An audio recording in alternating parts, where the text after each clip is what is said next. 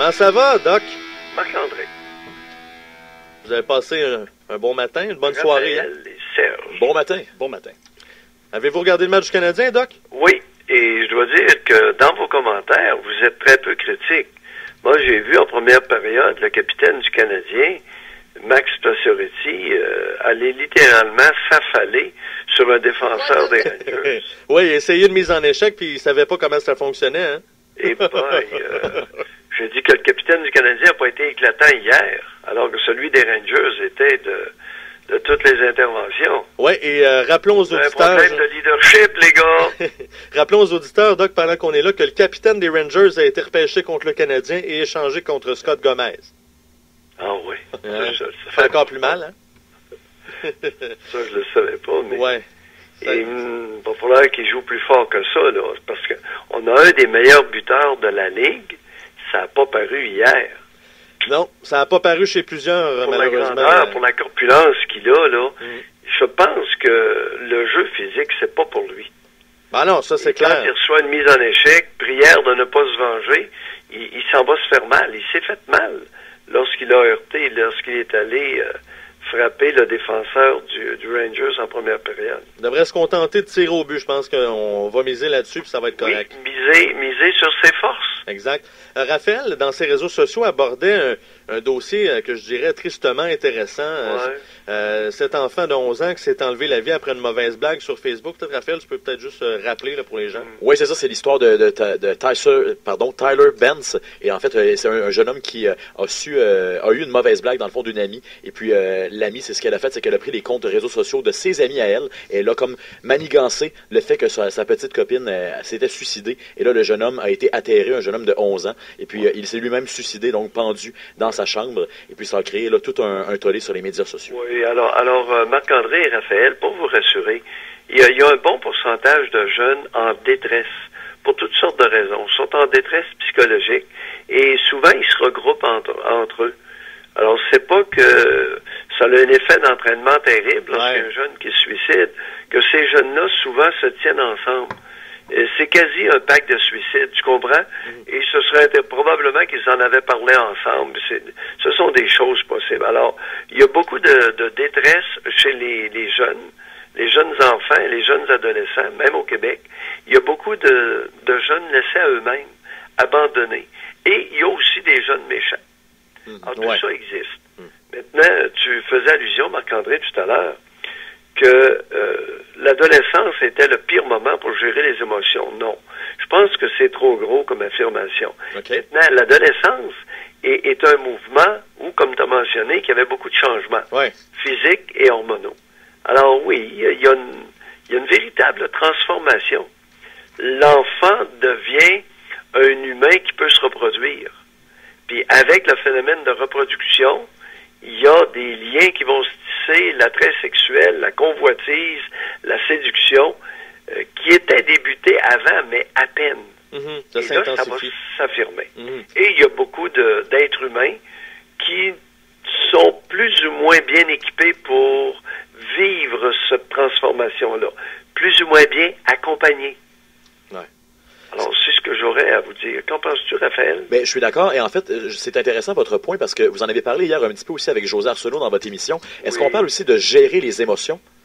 C'est une question comme ça, en fait, d'être capable de gérer qu'est-ce qui arrive, la situation, prendre du recul et après ça, agir de la bonne façon. Les situations se gèrent, les émotions se ressentent. Oui. Raphaël, quand est-ce la dernière fois que tu as géré tes émotions? Les émotions, tu les ressens. Exact. Par contre, il y a des situations avec lesquelles tu peux composer, mais puis il y a des personnes qui sont plus ou moins émotives. C'est facile de parler de gestion d'émotions quand tu en sens à peu près pas. Mais il y en a des êtres humains qui en sentent beaucoup plus que d'autres. C'est plus difficile à vivre. Et j'entendais Michel Richard tout à l'heure, qui est intéressante. C'est une femme intéressante, Michel Richard. Et on lui demandait, est-ce qu'il y a des choses que vous regrettez, que vous referiez? Et elle a répondu, écoute, j'assume ce que j'ai fait. Et c'est intéressant comme commentaire. C'est une grande partie de d'assumer tout ce qu'on a pu faire dans la vie, effectivement. Graduellement, assumer. Tu sais, à partir de l'adolescence, tu fais des choses, ben assume. Ouais, des fois, tu accumules. un message à passer, ça. Ouais. Alors, t'accompagnes tes enfants raisonnablement. Puis lorsqu'ils font une gourde, ben, tu regardes, tu dis, ben, assume, c'est ce que tu as fait, puis... Et vous parlez d'accompagner les enfants. Est-ce que, justement, quand on revient aux médias sociaux, il devrait y avoir un certain contrôle parental? Ou, par exemple, qu'à 11 ans ou 13 ans, on devrait bloquer les réseaux? Bon, Raphaël, si on avait essayé de te contrôler, qu'est-ce que tu aurais fait? J'aurais essayé d'un moyen détourné d'avoir le petit nanan au bout. C'est sûr que ça devient difficile à contrôler pour les parents. Non, c'est d'accompagner. C'est ça, exactement, de ne pas bloquer totalement. Transformation sociétale. Alors, tout à l'heure, on parlait de transformation physique et hormonale chez l'être humain. Et là, on a des transformations sociétales. On a des nouveaux moyens de communication. Hein? Ouais. À un moment donné, nos ancêtres, ils ont eu le téléphone. Vous autres, vous connaissez pas ça, le téléphone. L'avènement du téléphone. L'avènement, non. Non. Et là, v'là-tu pas que dans les rangs, il y avait 6-7 personnes qui étaient sur la même ligne. 6-7 maisons. OK? Ouais. Et ça sonnait un coup. Ça, c'était la maison de M. X, puis l'autre, Mme Y, etc. Tu comprends? À 2 coups, 3 coups, 4 coups, 5 coups, 6 coups et 7 coups. Mais il y en a beaucoup qui écoutaient sur les lignes. Ouais. Alors, ils décrochaient, puis ils faisaient pas de bruit pour écouter ce qui se disait, tu comprends? Alors, ça a été la première révolution sociétale. Hey, puis après ça, là, ça placotait en sacrement. Ouais. Aujourd'hui, c'est le SPVM qui fait ça, Doc. Alors, autre temps, autre mœurs, mais avec des points communs. Ouais, exact. Il y a des transformations sociétales. Alors, l'avènement du téléphone a bouleversé notre société. Il n'y a pas beaucoup de monde qui... Alors, au niveau des communications, les réseaux sociaux, au niveau des communications, bouleversent notre société et beaucoup de monde. Alors, c'est pas en contrôlant, mais c'est bien en accompagnant, en découvrant et ça en fait acceptant, en assumant. Ouais. Et Dr Mailloux, en terminant, je voulais vous amener sur quelque chose aujourd'hui.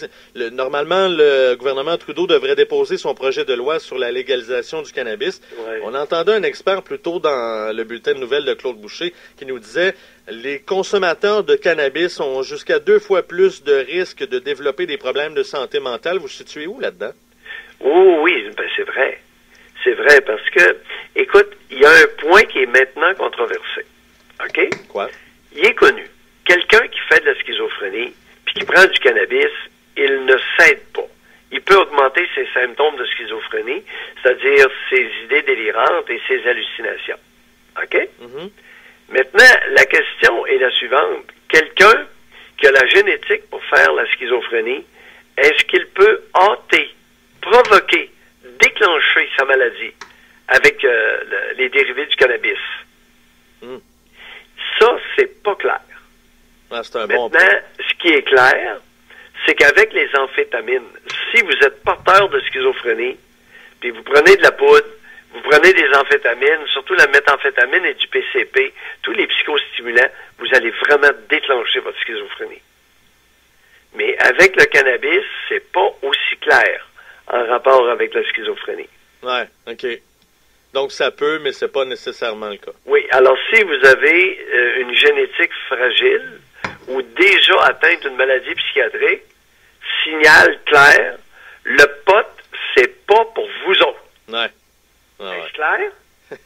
J'espère qu'il y en a 2-3 qui vont noter ça. Hey, Doc, est-ce que vous avez commencé à compiler les statistiques pour votre sondage sexuel?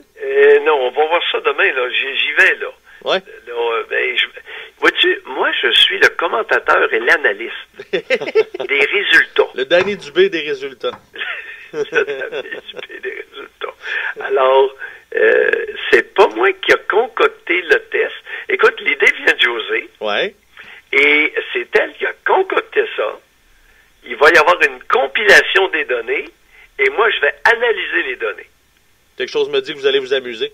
Ben, écoute, j'ai hâte de voir. On va voir. Parce qu'on a au moins la matière première qui sont les répondants. Exact. Et ils ont répondu en grand nombre. D'ailleurs, la dernière fois que j'étais allé voir, là, c'était une couple de milliers. C'était pas mal intéressant de voir la participation. Aux dernières nouvelles, moi, c'était 3400. Ah ouais, c'est ça. Alors là, je ne sais pas, je connais pas le chiffre final. Un échantillon qui a de l'allure, là. Bon, alors, et c'est québécois. Ouais, ça fait la différence. Souvent, on cite des études américaines ou britanniques, des trucs du genre, là, mais ça va être de chez nous à la bonne franquette à part de ça. Oui, on va voir, on va voir qu'est-ce qu'on a comme comportement sexuel au Québec qui pourrait peut-être nous distinguer ou nous homogénéiser avec le reste du Canada et des États-Unis. Ouais, à suivre, 9h30 avec José Arsenault pour l'émission Le Doc et José. Une excellente émission, puis on se reparle demain, nous autres. Oui, et puis j'espère que le Canadien va faire mieux la prochaine partie, là, parce que c'est plat. Ça peut pas être pire, je pense. OK, bye. Salut, bye bye. Pierre Mailloux, donc, que vous faites entendre tous les matins, 7h10, dans cette même émission que la Mauricie se lève.